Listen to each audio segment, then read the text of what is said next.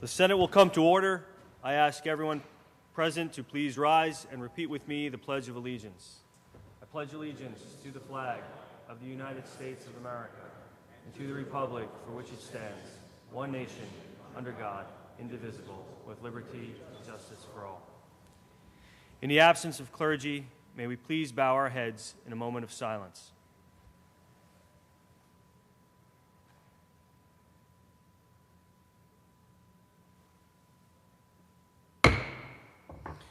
Reading of the Journal. In the Senate, Monday, March 7th, the Senate met pursuant to adjournment. The Journal of Sunday, March 6th, was read and approved on motion. Senate adjourned. Without objection, the Journal stands approved as read.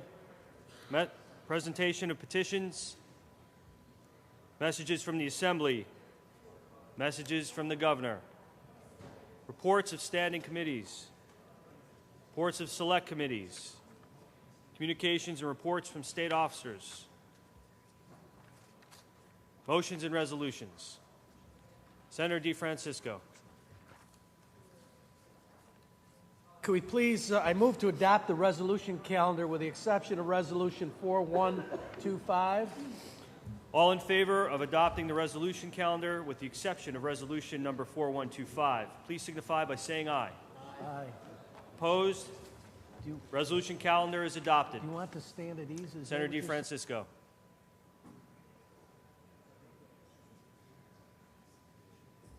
If we could stand at ease for a few seconds. The Senate will stand at ease.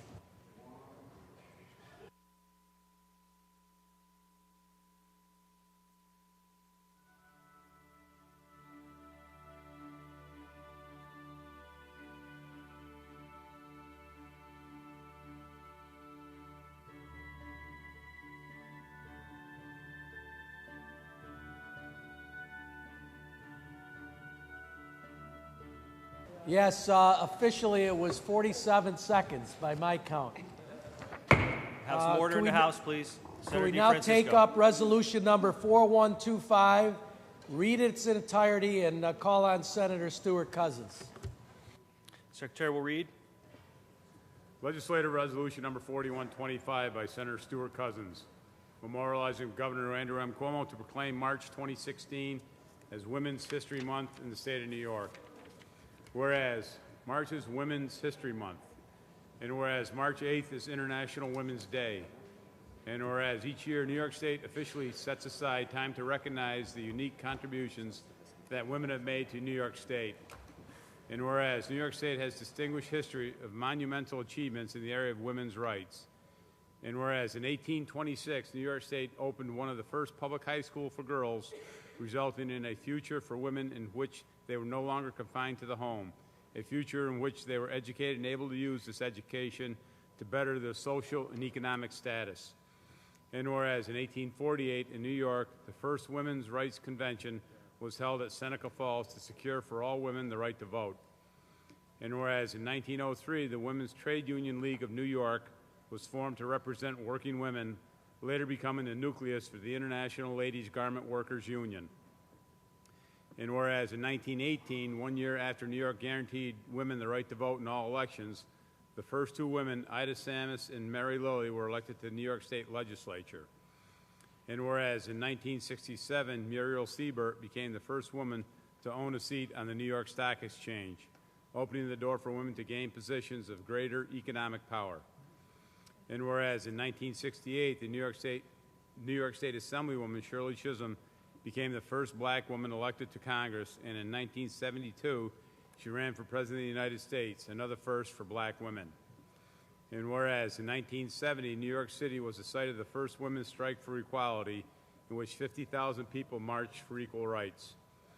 And whereas in 1983, New York State women legislators established the Legislative Women's Caucus to improve the participation of women in all areas of government, support issues that benefit women, and provide a network of support for women in the state legislature. And whereas in 2009, Sonia Sotomayor was the first Hispanic justice appointed to the United States Supreme Court. And whereas in 2014, 4 women from New York State participated in Olympic events held in Sochi, Russia. Annalise Cook of Saranac Lake Biathlon, Jamie Grubel of Lake Placid Bobsled earned a bronze medal. Aaron Hamlin of Remsen Luge earned a bronze medal. And Josephine Pucci of Pearl Lake Women's Hockey earned a silver medal. And whereas in 2015, Loretta Elizabeth Lynch was appointed as Attorney General of the United States, becoming the first African American woman to serve in this esteemed position. And whereas New York has been home of many extraordinary women who have led society to a better future, Elizabeth Cady Stanton and Susan B. Anthony led the campaign for women's suffrage. Sojourner Truth spoke out for the abolition of slavery and for suffrage for women. And whereas Carrie Chapman Catt became the first president of the League of Women Voters, Emma Willard opened the first endowed institution for the education of women, Civil War surgeon Dr. Mary E. Walker was the only woman ever awarded the Congressional Medal of Honor, Harriet Tubman was an abolitionist who led slaves to freedom by the way of the Underground Railroad in the 19th century.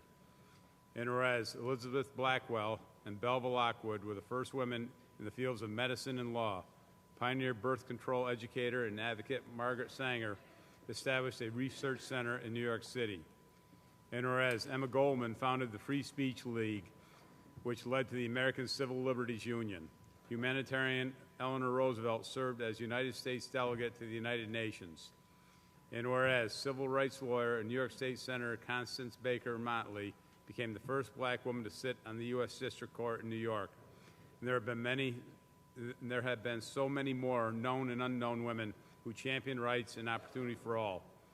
And whereas New York State has hosted many conventions, campaigns, and events of the women's rights movement, from the 1848 convention at Seneca Falls to the 1999 Berkshire Conference of Women's Historians, which was held to improve the status of women in history and in the historical professions.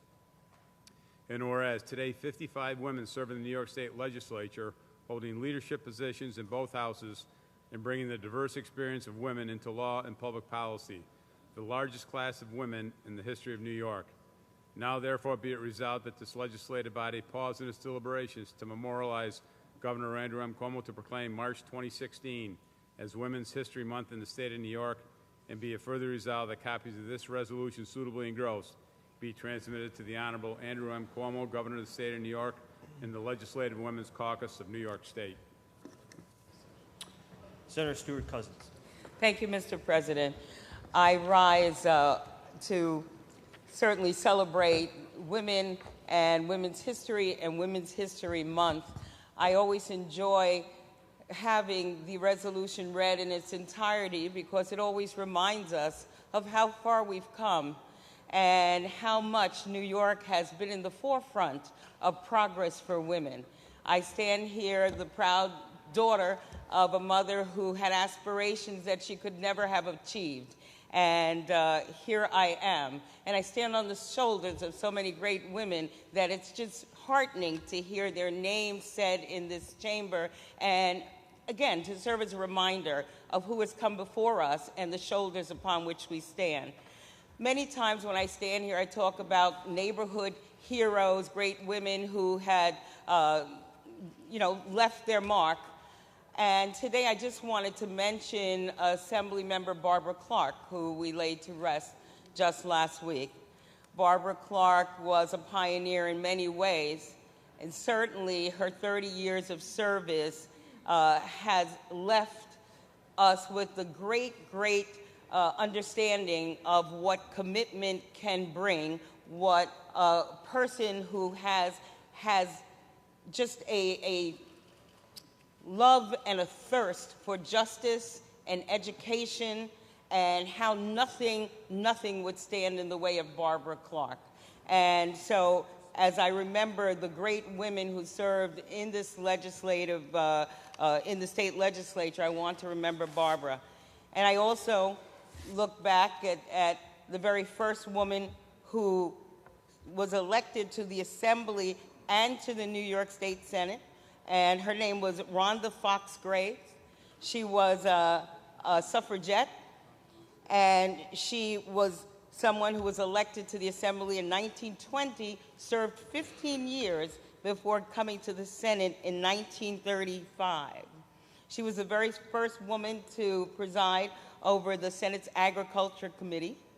and she organized the OWLs, the Organized Women Legislators of New York.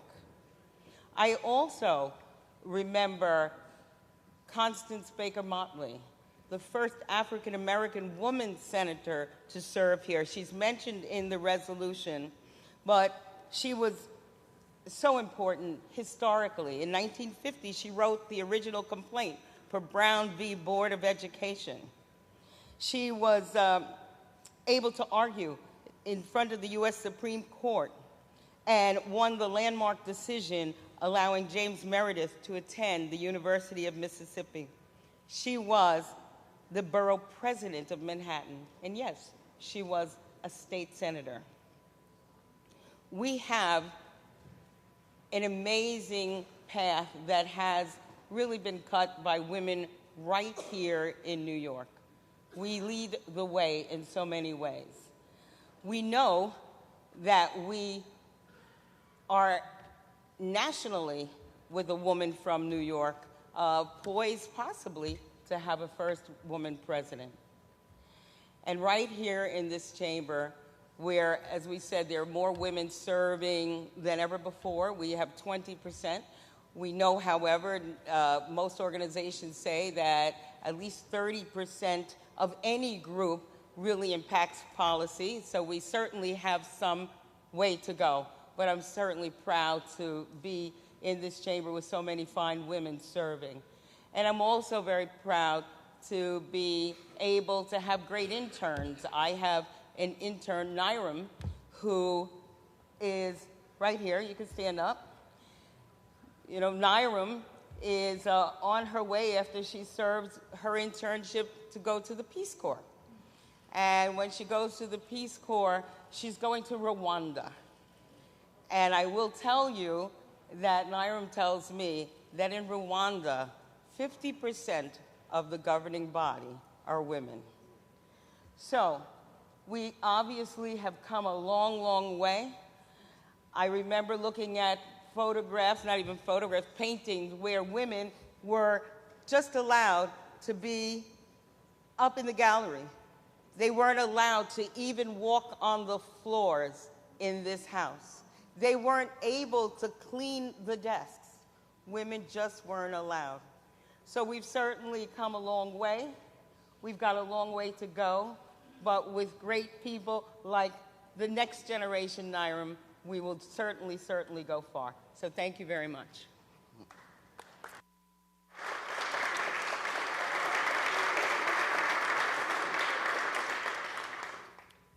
Senator Stefisky. Thank you, Mr. President, and thank you, Senator Stewart-Cousins, for sponsoring this resolution. Let me just add to what the senator said, because Barbara Clark really had an impact on everybody here. Those who knew her were that much better off for having known Barbara Clark, because Barbara represented to me everything that was good about government, where you can point with pride and say she cared about education.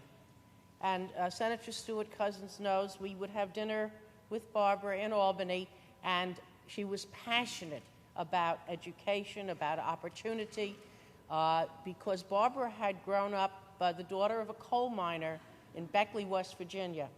And she came to New York and with her husband, Tom, and raised a family of whom she was very, very proud. But Barbara represented almost a sense of decency that is lacking, a feeling that she cared about people, and they reciprocated. And today, with all of the partisanship that's going on, the acrimony, the nastiness, Barbara represented goodness. And I think we can certainly look to Barbara as an example of what our behavior should be like. And I'm very proud that I knew a Barbara from Queens County, Barbara Clark. Secondly, let me pick up on some of the things that were mentioned in the resolution. The resolution talks about the school that was built or formed 202 years ago. It was called the Troy Female Seminary. It's now known as the Emma Willard School, and it's right across the river in Troy, which happens to be the birthplace of my grandmother, who grew up in Troy many, many years ago. The women's rights movement really began in New York State, in the western part of the state, in 1848 with the Seneca Falls Convention and the resolution to encourage women's right to vote. It was about 100 years ago, almost 100 years ago, when women in New York State were afforded the right to vote before the 19th Amendment was passed in 1920. And those first women who were here, it's interesting because it was bipartisan. There was a woman from New York City, Ida Samus, as was mentioned, and Rhoda Fox Graves was a teacher as well as a farmer and organized what is today the Legislative Women's Caucus, again, a bipartisan group. And Rhoda Graves was a Republican from upstate New York. And the rest I know has been repeated, but let me just add one other aspect.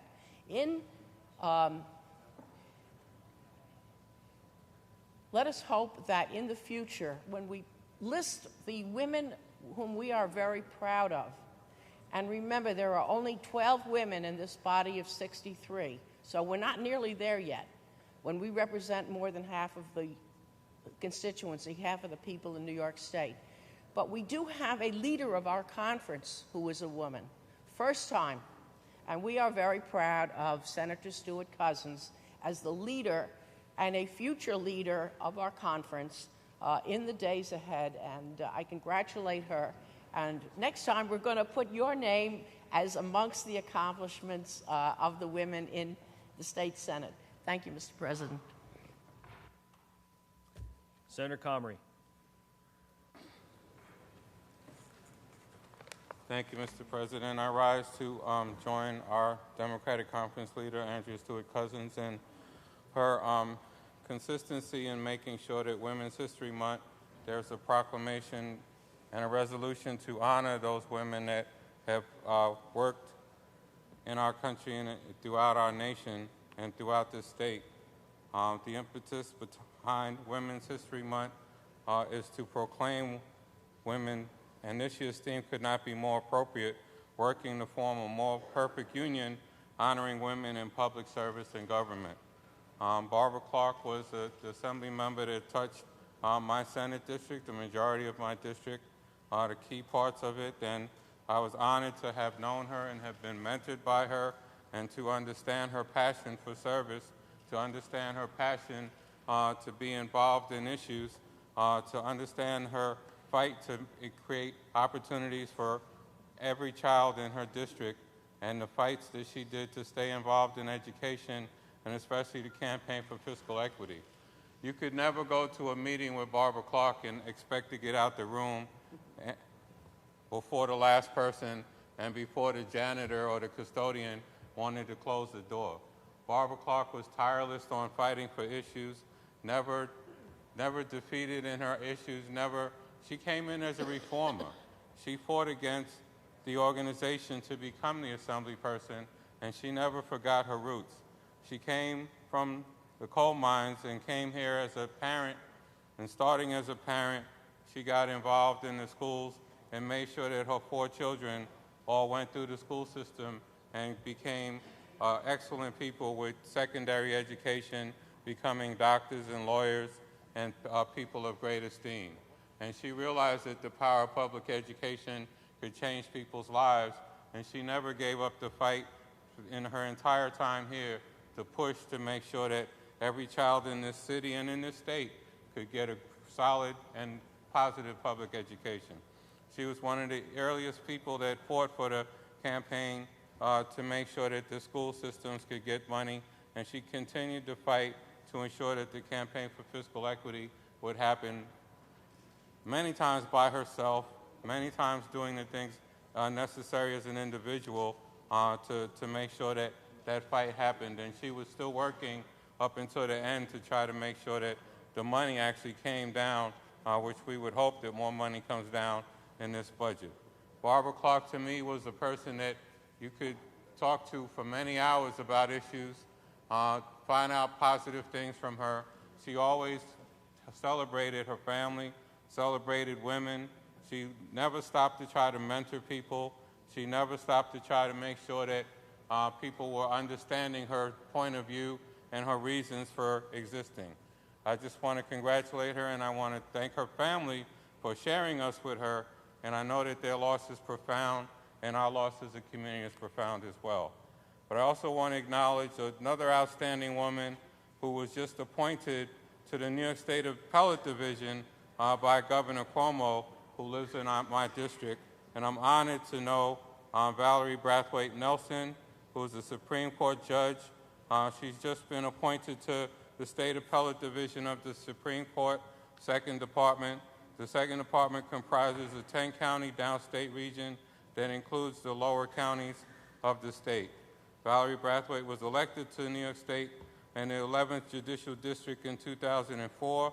Prior to her election as a Supreme Court Justice, she served as a Queens County Civil Courts judge. Valerie has also served in a variety of public and legal capacities. She began as a law clerk with U.S. Congresswoman Shirley Chisholm. She's done many other public sector roles, working as a law clerk, working to volunteer for many agencies. She's been an active participant and leader in various professional and community organizations, including serving as a former vice president of the National Bar Association, Labor Law Section, and many other areas as well. I'm honored to celebrate her as we deal with and highlight Women's History Month, and I hope that she can also serve as a living example to all women who are aspiring to be part of public service. Thank you, Mr. President. Thank you, Senator Sanders. Thank you, Mr. President. When we honor women, there are many very, very worthy women that we should honor. We can think of the greatest names. We can think of some people who have done incredible things. I want to draw attention just to two, and then I will stop. One who had a high position, of course, and one who created, helped shape things. I'm talking about, of course, our fallen Assembly member, Barbara Clark, who was a force to be reckoned with, a force of nature in our district. She did so many good things that you heard from my colleague, Senator Comrie, so I won't go there. There's so many good things that we could say about her, but I want to speak about another person, a person that we don't speak of, and I want her to epitomize the average person. I want to speak about a woman who didn't have a great education. She did not have, she had no great commas and things after her name. She just lived a decent life. And I would suggest to you that this is the essence of International Women's Day, where you don't have to have all of these great commendations to live an outstanding life. In her own way, she created and moved different things. And I'm here to bear testament to that. And of course, I'm speaking about my own mother. So I'm at this International Women's Day, I want to bear homage and pay homage to my own mother, who did not have many of these great degrees, but at the same time saw fit to raise her children to live in a proper manner. Thank you very much. Senator Hamilton. Yes, thank you, Mr. Speaker. I'd like to also acknowledge Women's International History Month. And there's one woman in particular that I'd like to talk about who lived around the corner from my house, and her name is Shirley Chisholm. She was one of the first black women elected to the U.S. Congress. She also came from the country of where my grandmother came from, which is Barbados in the Caribbean. She was instrumental in being a trailblazer for many young women of color in our district. We had the first female public advocate in the city of New York. That is Letitia James, who also followed in the footsteps of the most prominent woman, Shirley Chisholm. She was also instrumental in getting a house for my block association, which we still have, which is now worth $3 million. She was also the first woman to run of color to run for president of the United States. So today I'd like to acknowledge her and what she's done, and all the women in my community who struggle to make ends meet for their families. And as Senator Sanders mentioned, I'd like to also acknowledge my mother, who raised 3 children on her own in the South Bronx in NYCHA housing. And every day she asked me, son, what do I want you to be when you get older? And I would say a doctor, mommy, or a lawyer. But there were no doctors, there were no lawyers living in my neighborhood. And so with her perseverance and love and faith in God, I'm able to stand here before you today, New York State Senator. Thank you very much. Senator Krueger. Thank you, Mr. President. I also rise to speak on this resolution. I'm proud to stand here as a woman in the New York State Senate. I wish there were more of us in the State Senate, in the Assembly, in every level of government. I wish I could say that women have equal treatment under the laws of this country and that we weren't exposed to violence more frequently and abuse more frequently, rape, domestic violence, crimes against us, because we are women. But I feel that we will get there. But I want to, for the record, say that one of the most important things that this country could do in honor of women all through this nation is to finally ratify the Equal Rights Amendment to the U.S. Constitution. It seems so appropriate in Women's History Month and on the International Day of the Women to remind everyone that we still have not ratified a constitutional amendment that would say the following things. Section 1, equality of rights under the law shall not be denied or abridged by the United States or by any state on account of sex. Section 2, the Congress shall have the power to enforce by appropriate legislation the provisions of this article. And Section 3, this amendment shall take effect 2 years after the date of ratification. Now, New York State has ratified this amendment to the Constitution, but for the record, people have been working towards an equal rights amendment of the Constitution of this country since 1923. We will soon be at the 100-year mark of not ratifying this amendment to the U.S. Constitution. Wouldn't it be lovely? Wouldn't it be fair? Wouldn't it be right? Wouldn't it show our true commitment to equal rights for women and respect for women in this country if we got that constitutional amendment done sooner than later? Thank you, Mr. President. Seeing no further members who wish to be heard on this resolution, the question is on the resolution. All in favor signify by saying aye. I'm sorry. On this resolution, the women's history. Senator Marchione. I had asked to speak on this resolution. I want to thank Senator Stewart Cousins for bringing forth the resolution and remembering all the great women who have come before all of us, before our generation. And you know, we talk about those who fought to get us the right to vote, and we never want to forget that. We never want to forget the struggles that they went through so that we could vote. And so many today don't exercise that right, that privilege that we fought so hard for. We need to make sure that we who are living today get that vote out and make sure that women's voices are being heard. You know, we all talk about women in our districts who have made a difference, and I just want to talk about one woman in my district, and she's a doctor. Her name is Dr. Waldo from Columbia County, and she was running a hospice program before there was hospice. And when she went to school to be a doctor, she was put with the dentist because the doctor students didn't really want the women to be with them.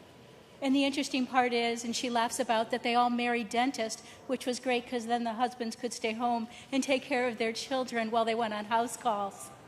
But you know, I think the one thing I'd like to say about Women's History Month is what we do today determines the history for tomorrow.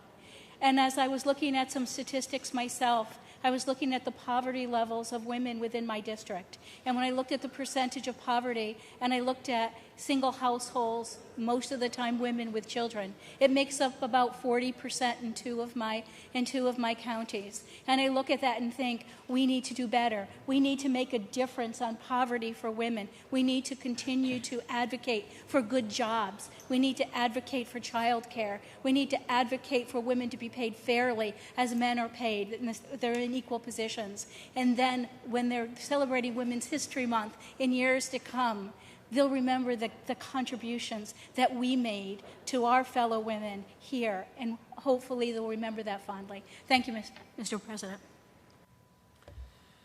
The question is now on the resolution. All those in favor signify by saying aye. Opposed, nay. Resolution is adopted. Senator DeFrancisco. Senator Stewart Cousins has graciously offered it open for co-sponsorship. All that everyone will be on unless you notify the desk otherwise. The resolution is open for co-sponsorship. If you do not wish to be a co-sponsor, would you please notify the desk? Senator DeFrancisco. Yes, could you please take up the non-controversial reading of the calendar? The Secretary will read. Calendar number 47 by Senator Ort, Senate Print 3127, enacting the Alcoholic Beverage Control Law. Please read the last section. Section 2, this act shall take effect immediately. Call the roll. Addabbo, Flanagan, Klein, Stewart, Cousins, Young.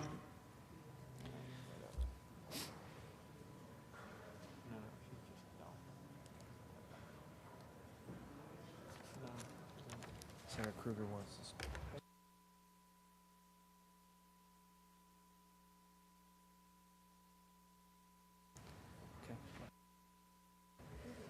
Senator Kruger to explain her vote. Thank you, Mr. President. Last year, we had a bit of a debate around this bill where I was questioning the sponsor about the need for this bill, and in fact could find very little answer of what was justified in changing our law. I've done a little more homework, and I sincerely can't figure out why we would want to change the law other than to assure that some people don't want to go through the SLA licensing standards and review, which sometimes means there's some issue in their criminal history or business history. So based on the fact that I can find no evidence of a justification for this bill, it is not something that that Erie County has asked or requested, and that there may be a question, but I'm not sure, about who would end up then avoiding having to go through the State Liquor Authority standard review for being on liquor licenses. I continue to vote no for this bill, Mr. President. Thank you. Senator Ort.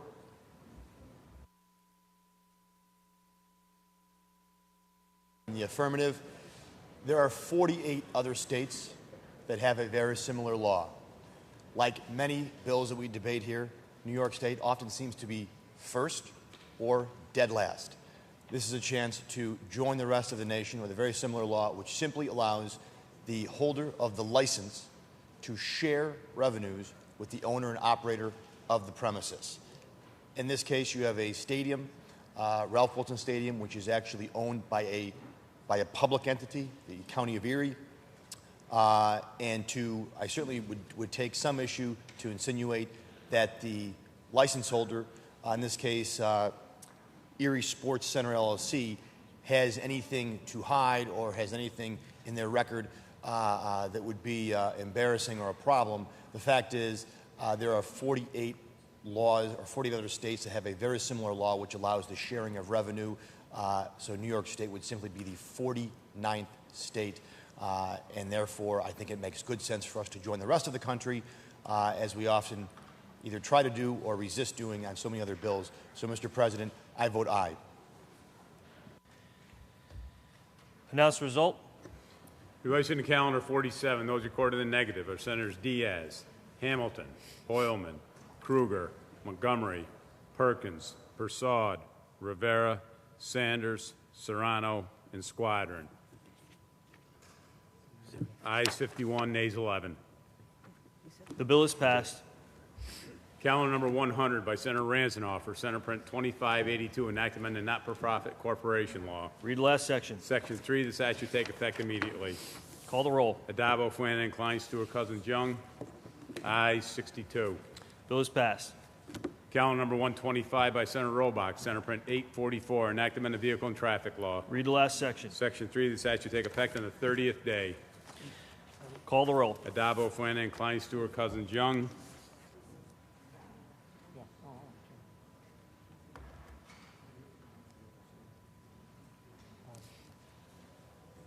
In relation to calendar 125, those recorded in the negative are Senators DeFrancisco, Kruger, and Rivera. Ayes 59, nays 3. The bill is passed. Calendar number 178 by Senator Ritchie, Senate Print 5256A, enacted on the Agriculture and Markets Law. Read the last section. Section 3, the statute take effect immediately. Call the roll. Adabo, Flanagan, Klein, Stewart, Cousins, Young. Ayes 62. Bill is passed. Calendar number 179 by Senator Griffo, Senate Print 1882, enactment of the Public Health Law. Please read the last section. Section 2, the statute take effect immediately. Call the roll. Adabo, Flanagan, Klein, Stewart, Cousins, Young.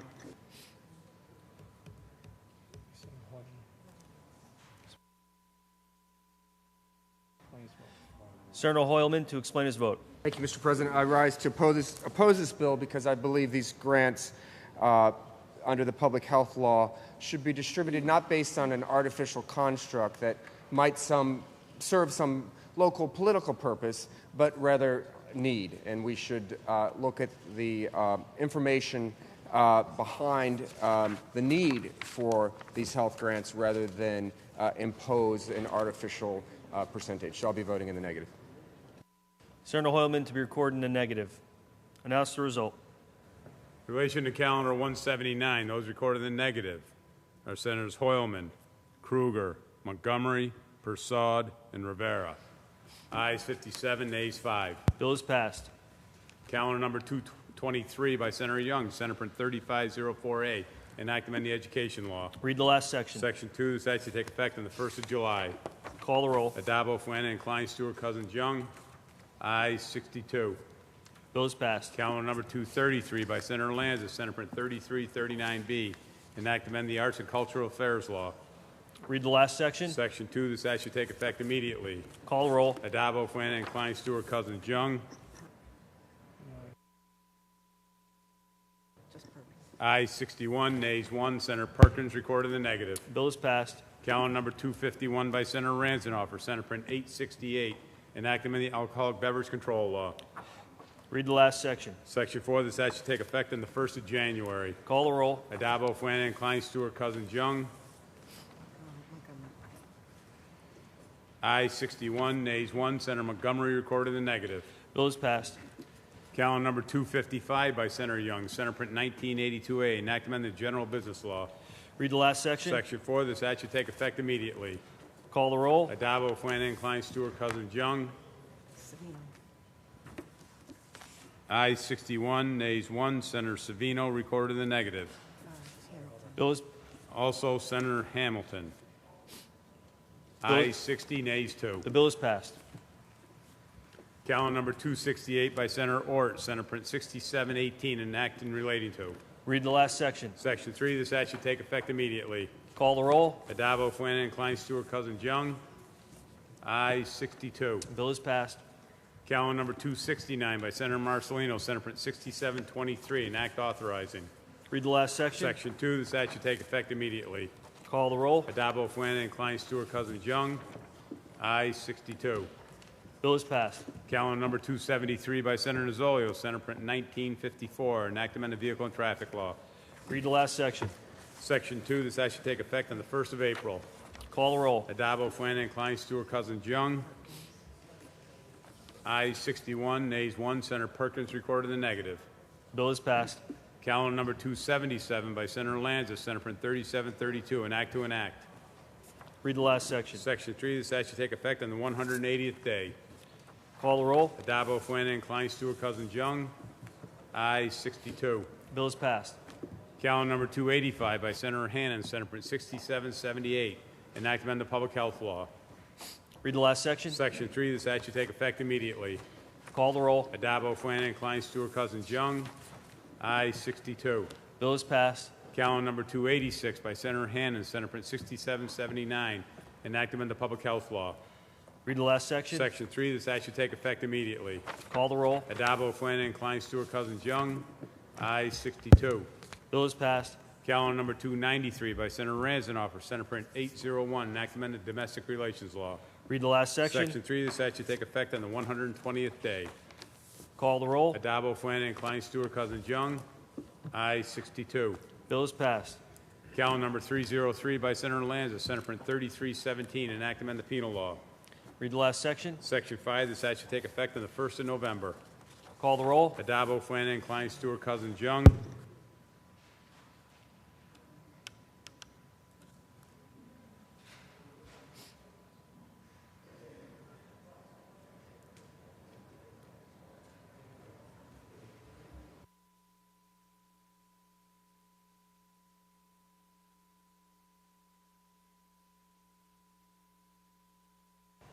Senator Squadron to explain his vote.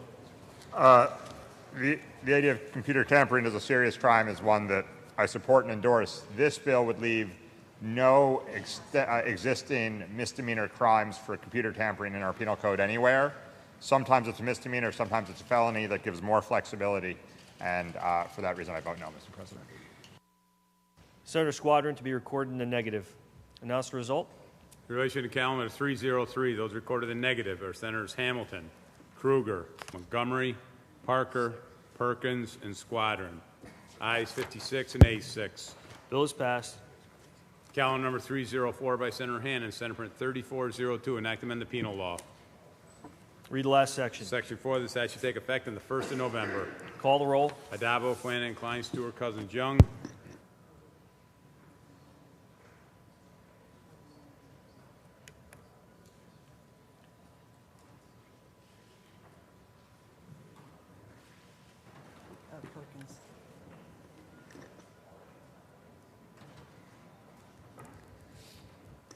In relation to calendar 304, those recorded in negative are Senators Hoylman, Kruger, Montgomery, Perkins, and Squadron.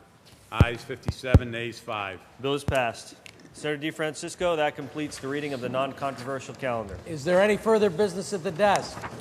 There is no further business before the desk. There being none, I move to adjourn until Wednesday, March 9th at 11 a.m. On motion, the Senate stands adjourned until Wednesday, March 9th at 11 a.m.